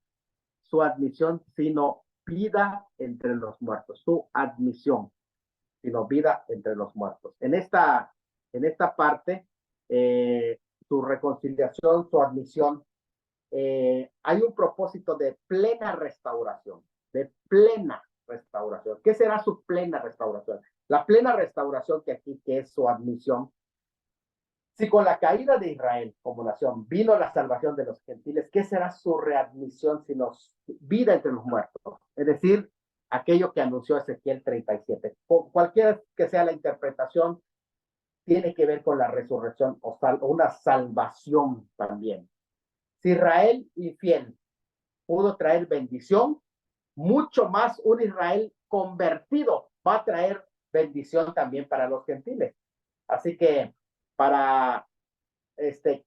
al quitar el estupor, el estado de coma, va a ser para bendición para el mundo. O sea, Israel a convertirse. Para el argumento del adverbio de cantidad, ¿cuánto más? Que aparece también en Romanos, ¿cuánto más? Es interesante en este capítulo 11, ¿cuánto más? Si su transgresión es la riqueza del mundo y su defección la riqueza de los gentiles, ¿cuánto más su plena restauración? Versículo 12. Versículo 15. Porque si su exclusión es la reconciliación del mundo, ¿qué será su admisión sino vida entre los muertos? Y el 24. Porque si tú fuiste cortado del que por naturaleza es olivo silvestre y contra naturaleza fuiste injertado en el buen olivo, ¿cuánto más estos que son las ramas naturales? Vean, en este sentido está diciendo de la diferencia grande que va a haber cuando sean ellos entrados en su plena restauración. Luego hay dos metáforas que demuestran la importancia de Israel en el plan de Dios. La metáfora de las primicias y la metáfora de la agrícola, de la raíz. Primero, la metáfora ceremonial de las primicias. Si las primicias son santas, también lo es la masa restante. En este sentido, hay dos formas de interpretar, ya sea que se esté refiriendo a las primicias que son los primeros convertidos al Mesías, pero que también los otros convertidos en el tiempo del fin van a ser salvos, o que se refiere a la promesa abrámica, al tiempo de Abraham, y en este sentido, el resto de la descendencia de Abraham. También hay algunos que puedan interpretar que las primicias se refiere al Señor Jesucristo en cuanto a primicias. La metáfora de la raíz, de igual manera, si la raíz es santa, las mismas aplicaciones tienen en este sentido para hablar de el plan de Dios para Israel. Como quiera, Israel entra dentro de esa bendición. Y por último, la alegoría del olivo silvestre, que ha sido preparada por las dos alegorías anteriores, pero esta alegoría del olivo silvestre está mostrando que los gentiles fueron conectados a modo de injerto dentro del plan de Dios de las promesas. Vuelvo a decir, aquí hay dos caminos. Algunos que entienden que la raíz, y que pueden buscar otros pasajes donde la raíz es presentado como el Mesías, o refiriéndose a las promesas abrámicas del pacto troncal prometido a los padres también. Cualquiera que sea el caso, el gentil ha sido injertado dentro de esas promesas y goza de la savia, de las bendiciones del buen olivo. En este sentido, también aclaro que la raíz o el árbol como tal o el tronco no es Israel. Israel son ramas naturales. Dos grupos de ramas naturales hay en ese olivo: los que son las primicias, los que creyeron, y los que no creyeron. Los que no creyeron fueron desgajados, los que creyeron se mantuvieron en el árbol. Y en lugar de aquellos que fueron cortados, los que no creyeron, fueron injertados en ese lugar los de ramas silvestres, que son los gentiles y que ahora también gozan de esta bendición. Pero el mismo pasaje argumenta y dice que si Dios tuvo poder para injertar a los gentiles en esa bendición, tiene poder también para injertar a aquellos que pertenecieron a ese propio rama, a esa rama, que fueron los incrédulos que fueron cortados, no las primicias, sino los incrédulos que fueron desgajados. Así que en ese sentido, pues ya entendemos este concepto de esta alegoría última. Con esto yo termino mi participación. Creo que es suficiente, muchísima veces información, pero nos puede ayudar para tener una idea de qué es lo que el apóstol Pablo ha argumentado. Adelante si hay preguntas, y si no, también podemos ir dando por terminado.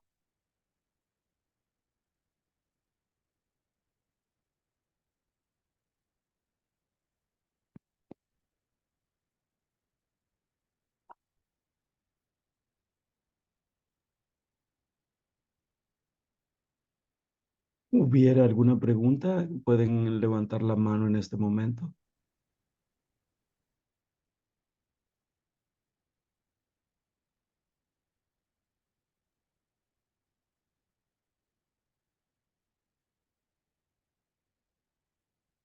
Su hermano Víctor Mengíbar, luego tenemos a Arturo Meneses. Pueden hacer su pregunta en ese orden.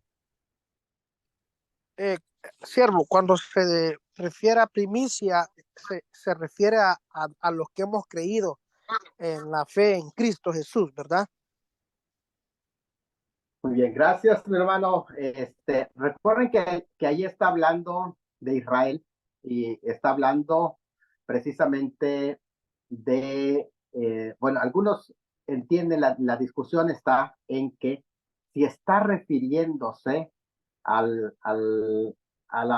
lo que es Cristo como primicia. Algunos entienden que se refiere a Cristo como primicia y que de ahí toda la bendición que viene es santa. Otros entienden que lo que se está hablando es la primicia son los primeros convertidos, judíos y que por lo tanto también el resto de judíos convertidos, que es la masa restante de judíos que va a convertirse, va a ser santo. O sea, la diferencia entre las primicias son los que creyeron, la masa restante fueron los que fueron cortados, pero que también es santa y que por eso también van a ser convertidos al final de los tiempos. Esa es una de las presentaciones. También hay quienes entienden que cuando se habla de las primicias se refiere a Abraham, en tanto se le entregó el pacto y la fe de Abraham, que se refiere a esas primicias, y que posteriormente sus descendientes, que son los judíos, son los que también son la masa restante de esa primicia. Desde mi óptica, aquí lo que se está hablando es las primicias como tal del tiempo de Pablo, que son los primeros convertidos, y la masa restante se refiere a los judíos del tiempo del fin que aún no han creído. Esa es desde mi óptica la ilustración que Pablo está dando. Si queremos ubicarlo dentro del contexto como lo dividimos en esta sección. Adelante. Buenas noches, Dios le bendiga.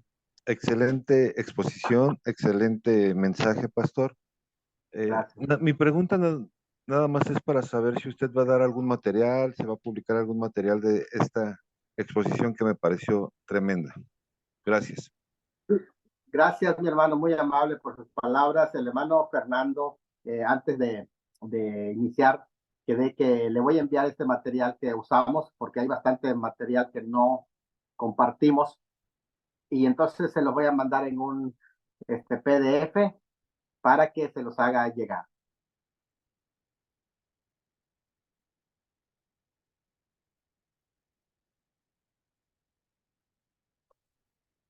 Le comento igual, hermanos, que ya mi pila está muriendo, ¿eh? Ok, entonces comprendo. Le agradecemos por el tiempo que nos ha regalado en esta noche. Realmente, como decían los demás hermanos, ha sido una gran bendición poder tenerle con nosotros. Y pues, bueno, como decía el pastor Salomón, va a estar compartiendo un material. Luego se los haremos llegar a todos los integrantes en el grupo de WhatsApp donde compartimos los links juntamente. Ahí estará el material. Vamos a dar por finalizada nuestra clase de esta noche, invitándole el día de mañana para la tercera de las ponencias, en la cual vamos a analizarlo, el plan de Dios para Israel y la iglesia y el papel tanto escatológico como salvífico desde una perspectiva luterana, ¿verdad? Hay algunos puntos de vista que generalmente identifican a los luteranos casi como antisemitas. Vamos a ver si eso es verdadero o falso, o qué es lo que ellos creen al respecto. Para finalizar, vamos a orar y bendecir también al pastor Salomón. Le invito a que donde usted se encuentra pueda acompañarme en oración en esta noche. Padre, te damos gracias por la oportunidad que nos diste de reunirnos esta noche junto con el pastor Salomón. Te pido que bendiga su vida y le continúe dando sabiduría, Padre, para poder continuar como maestro de tu iglesia, para poder ayudar a muchas otras personas a comprender los principios bíblicos. Gracias, Señor, por lo que hemos recibido y aprendido esta noche. Bendecimos la vida del pastor Salomón y te pedimos que cuides de él, de su casa, de su familia, de sus seres queridos, de su iglesia, Padre. Cúbrelos por tu mano protectora, que como tu palabra lo dice, caerán a tu lado 1000 y 10,000 a tu diestra, mas a ti no llegarán. Padre, que él pueda reposar tranquilo bajo la sombra del Altísimo. Gracias te damos a ti en esta noche por esta ponencia y en tus manos entregamos este tiempo. En el nombre de Jesús, nuestro Salvador. Amén y amén. Que el Señor les bendiga, amados hermanos, que el Señor le bendiga, Pastor Salomón Tuyú. Muchísimas gracias por concedernos el honor de tenerlo esta noche. Que el Señor les bendiga. Amén. Gracias a todos.